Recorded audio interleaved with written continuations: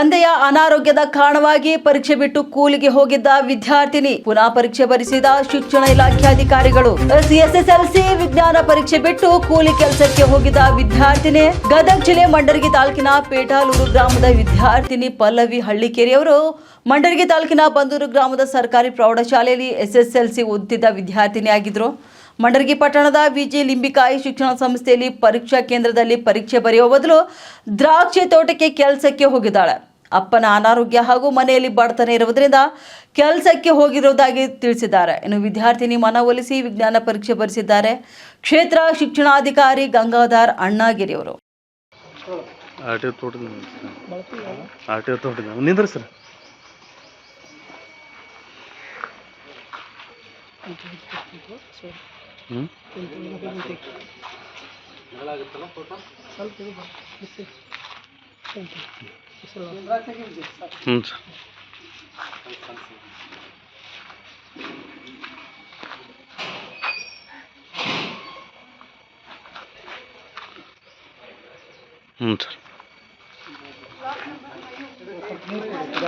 ನೀರು ಕೊಡ್ರಿ, ನೀರು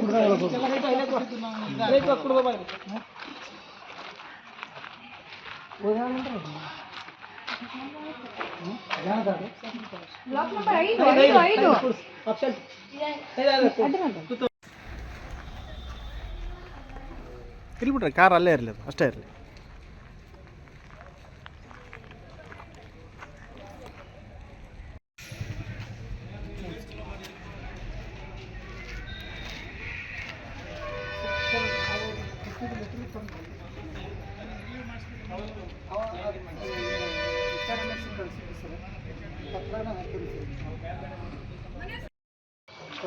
ಆಟೋ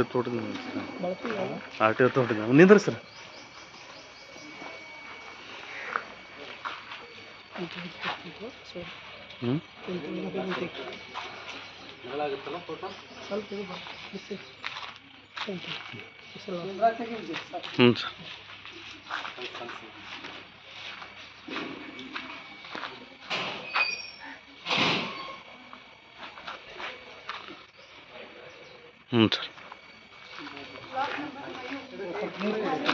ನೀರು ಕೊಡ್ರಿ, ನೀರು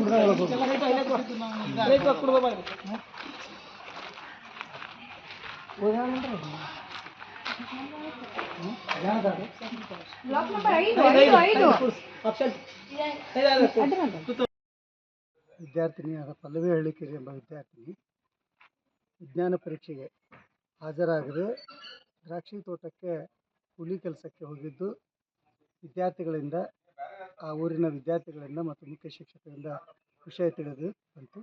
ಕೂಡಲೇ ನಾನು ಆ ವಿದ್ಯಾರ್ಥಿನಿ ಹೋದಂಥ ದ್ರಾಕ್ಷಿ ತೋಟಕ್ಕೆ ಹೋಗಿ ಅಲ್ಲಿಯ ಆ ವಿದ್ಯಾರ್ಥಿನಿ ತಾಯಿಯ ಮತ್ತು ವಿದ್ಯಾರ್ಥಿನಿಯ ಮನವೊಲಿಸಿ ಸದರಿ ವಿದ್ಯಾರ್ಥಿನಿಯನ್ನು ವಿಜಿ ಲಿಂಬಿಕಾಯಿ ಪ್ರೌಢಶಾಲೆಯ ಪರೀಕ್ಷಾ ಕೇಂದ್ರಕ್ಕೆ ತಿಳುವಳಿಕೆ ಹೇಳಿ ಮನವೊಲಿಸಿ ನಮ್ಮ ಕಾರಿನಲ್ಲಿಯೇ ಆ ವಿದ್ಯಾರ್ಥಿನಿಯನ್ನು ಕರೆದುಕೊಂಡು ಬಂದು ಪರೀಕ್ಷೆಗೆ ಕೂರಿಸಿದೆ. ಆ ವಿದ್ಯಾರ್ಥಿ ಯಾಕೆ ಪರೀಕ್ಷೆಗೆ ಬಂದಿಲ್ಲ ಎಂದು ಕೇಳಿದಾಗ ನಮ್ಮ ತಂದೆಯವರಿಗೆ ಅನಾರೋಗ್ಯದ ನಿಮಿತ್ತ ಔಷಧಿಗಾಗಿ ಹಣ ಬೇಕಾಗಿತ್ತು, ಆದ್ದರಿಂದ ನಾನು ಕೂಲಿ ಕೆಲಸಕ್ಕೆ ಹೋಗಿದ್ದೆ ಎಂದು ತಿಳಿಸಿದಳು. ಕೂಡಲೇ ಆ ಪಾಲಕರ ಮನವೊಲಿಸಿ ಆ ವಿದ್ಯಾರ್ಥಿನಿಗೆ ತಿಳುವಳಿಕೆ ಹೇಳಿ ಪರೀಕ್ಷಾ ಕೇಂದ್ರಕ್ಕೆ ಹಾಜರುಪಡಿಸಿದೆ. ಆ ವಿದ್ಯಾರ್ಥಿ ಈಗಾಗಲೇ 1ನೇ ಪರೀಕ್ಷೆಯನ್ನು 18ನೇ ತಾರೀಕು ನಡೆದಂಥ ಕನ್ನಡ ಭಾಷಾ ವಿಷಯ ಪರೀಕ್ಷೆಯನ್ನು ಬರೆದಿದ್ಲು. ಇವತ್ತಕ್ಕೆ ಏನಾದರೂ ಪರೀಕ್ಷೆ ಕುಂದಿರದೇ ಇದ್ದಿದ್ದರೆ ಆಕೆ ಅನುತ್ತೀರ್ಣರಾಗ್ತಿದ್ರು. ಆ ವಿದ್ಯಾರ್ಥಿನಿಯ ಭವಿಷ್ಯ ಎಲ್ಲೋ ಇಲ್ಲಿಗೆ ನಿಂತು ಹೋಗ್ತಿತ್ತು. ಆ ಹಿನ್ನೆಲೆಯೊಳಗೆ ಕೂಡಲೇ ಸ್ವತಃ ಆ ದ್ರಾಕ್ಷಿ ತೋಟಕ್ಕೆ ಹೋಗಿ ಆ ವಿದ್ಯಾರ್ಥಿನಿಯನ್ನು ಕರೆದುಕೊಂಡು ಬಂದು ಪರೀಕ್ಷೆಗೆ ಹಾಜರುಪಡಿಸಿದ್ದೇನೆ.